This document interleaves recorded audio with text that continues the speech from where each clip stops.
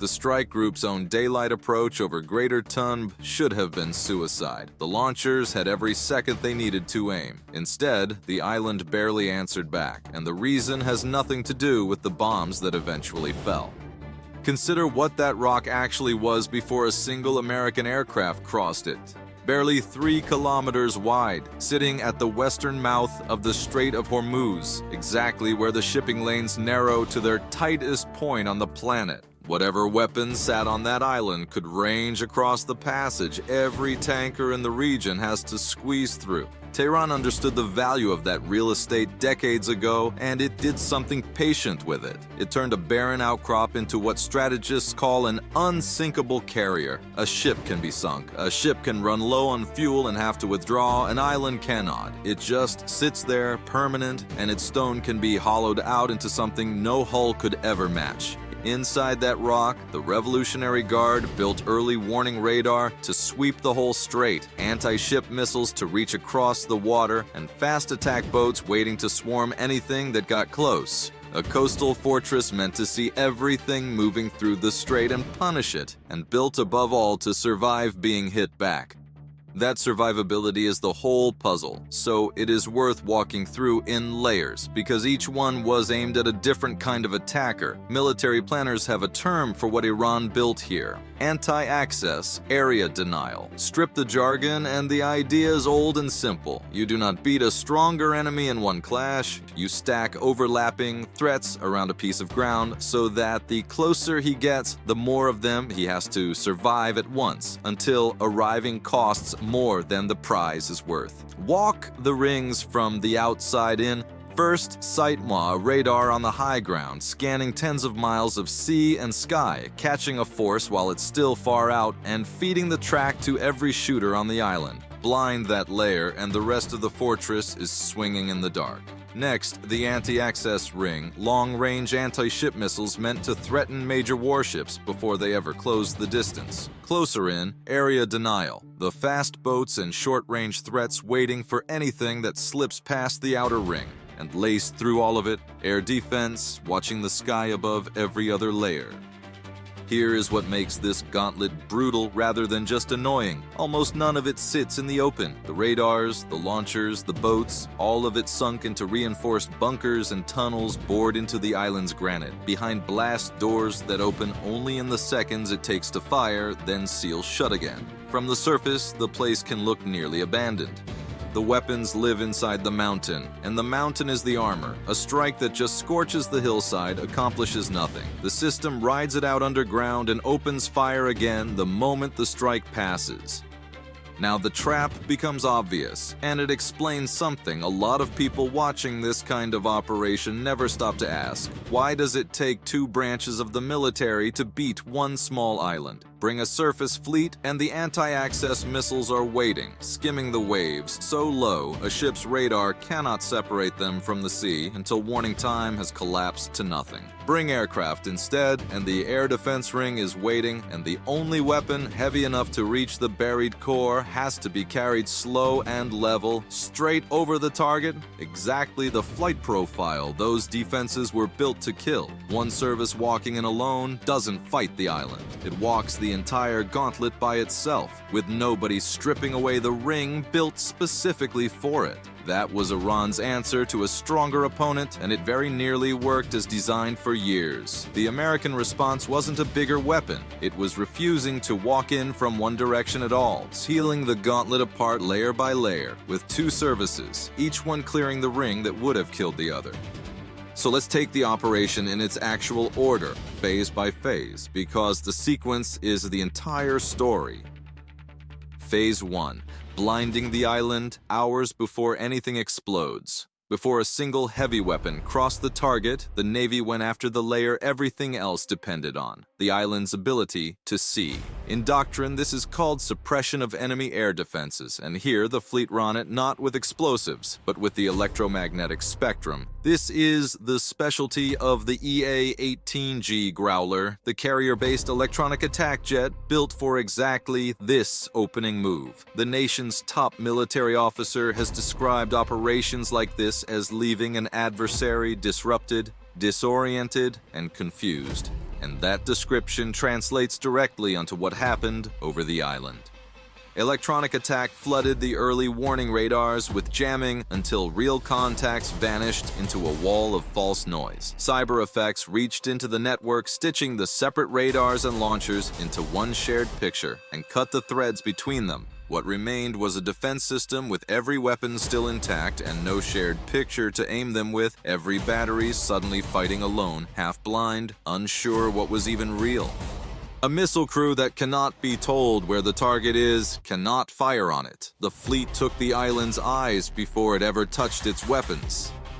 Phase 2, the shield goes up, and this is the piece that actually fuses two services into one weapon. The moment the strike began, Iran answered, throwing anti-ship missiles at the fleet and at the aircraft working over the island. The American counter was integrated air and missile defense, built around Aegis-equipped destroyers. Aegis no longer fights blind to the horizon. Through cooperative engagement, a destroyer can fire on a sea-skimming missile its own radar cannot even see yet because an E-2D Hawkeye or an F-35 flying high is tracking that missile and passing the firing solution down the data link.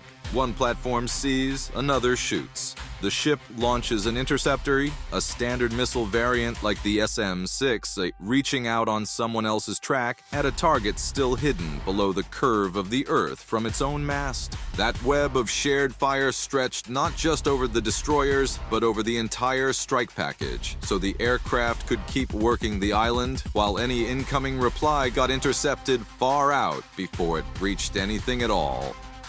The same network shielding the force was also aiming it. Stealth fighters sweeping the island, separating real launchers from decoys, fusing every platform's picture into one track the whole force shared in real time. Carrier strike aircraft added weight to the waves going in, and the destroyers held long-range cruise missiles in their launch cells, able to knock out the exposed pieces of the system, radar masts, antennas, surface structures from over the horizon without risking a single pilot.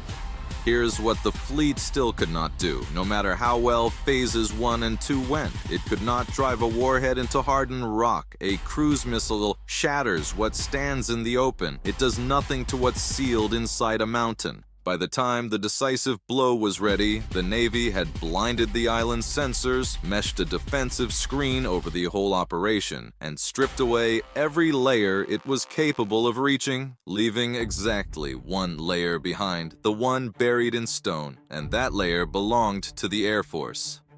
Phase 3, the weapon that could actually reach the tunnels. The fortress problem was always the same. Its weapons lived under many feet of solid rock, and ordinary bombs spend their energy outward into open air, never touching the chambers underneath. Beating that meant turning the weapon itself into a penetrator, something that doesn't rely on the warhead to do the digging. It relies on mass and velocity. A dense, hardened steel casing dropped from altitude arrives moving fast enough that its own kinetic energy, thousands of pounds concentrated on a narrow nose, drives the body straight through rock and reinforced concrete before anything detonates. Then, a delayed fuse holds the explosion until the body is already deep inside, so the blast collapses the chamber from within instead of venting harmlessly into open air above.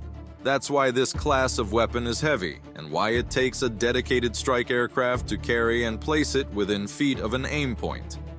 The Pentagon never confirmed exactly which weapon fell on Greater Tunb. Officially, it was just precision munitions, but reasoning through the target, one weapon fits better than anything else in the American inventory, and it's worth naming as the best estimate. The GBU-72, the advanced 5,000-pound class penetrator built specifically to beat hardened, deeply buried targets like this one. At its core sits a BLU-138 warhead, a single dense penetrator body weighing more than 4,000 pounds on its own, mated to a satellite-guided kit that steers it onto an aim point within feet.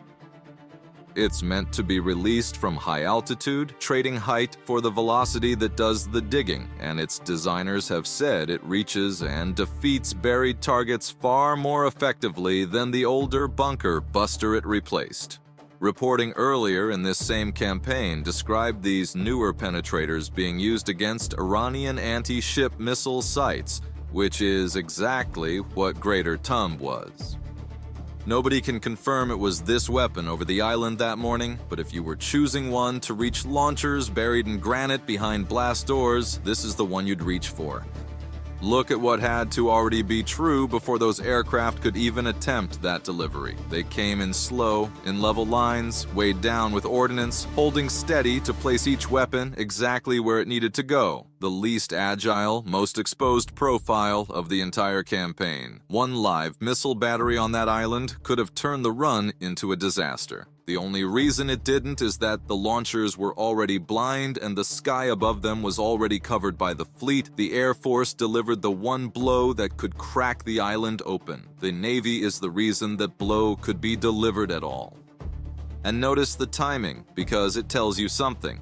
All of this happened in broad daylight. Strikes on fortified, buried targets are classically flown at night, using darkness as cover. Choosing full morning light directly over an island engineered to stop precisely this kind of attack is a way of saying the defenses were already beaten down so thoroughly, blinded by the Navy, mapped by its sensors, held off by its shield, that there was no longer any need to hide. The daylight wasn't bravado. It was proof the sequence had already worked before the bombs ever fell. So the 90 minutes of strikes that people remember from that morning were never one branch's victory. They were the final step of a handoff, the Air Force delivering the one blow the Navy had spent the hours before making survivable. Step back and stop trying to sort that morning into a Navy part and an Air Force part, because that's the wrong question. Ask what actually took the island and watch every single branch answer fall short. It wasn't the bunker busters alone.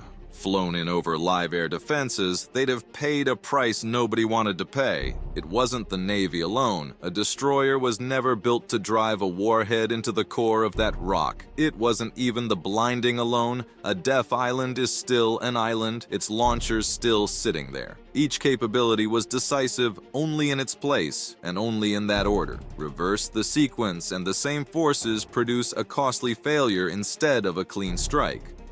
Which is maybe the part worth sitting with. Iran built the perfect trap for any single branch of a military. Come by sea, and the missiles get you. Come by air, and the launchers get you. The only flaw in that trap was never in the hardware. It was the assumption that the attacker would show up as one thing. What arrived instead was two arms of the same force moving as a single organism, reading the same picture off the same network in the same minutes, and the island never got a clean look at either of them. There's a bigger lesson sitting underneath all of this, and it has nothing to do with missiles or bunkers. The hardest thing to build in modern war isn't a heavier bomb or a faster missile. Plenty of countries can build those. The hardest thing to build is the handoff with no seam in it. Getting a cyber operator, an Aegis crew, a carrier pilot, and a bomber crew all working off one clock, so each one's move lands exactly when the next one needs it to. Iran had the geography of a fortress and hardware that wasn't cheap either. What it couldn't manufacture and couldn't counter was two services fighting as one hand. Makes you wonder how many other impregnable positions around the world are actually only built to beat one kind of attacker at a time, and what happens the day somebody stops sending just one.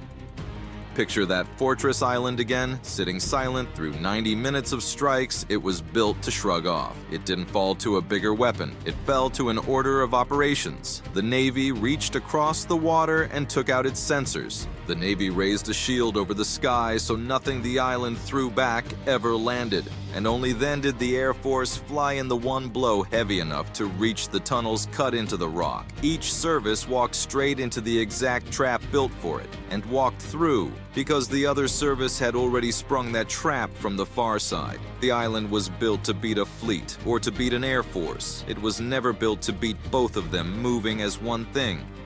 That's what a joint operation looks like, stripped down to the bone. An island no single service could take, so the United States stopped sending one. The Navy blinded it, the Air Force broke it, and by the end, nobody could draw the line where one branch's fight stopped and the others began, which is worth remembering the next time a headline hands a strike like this to a single service and a single weapon. The bomb that finally reached those tunnels was only ever the last link in a chain. The real weapon was the chain itself.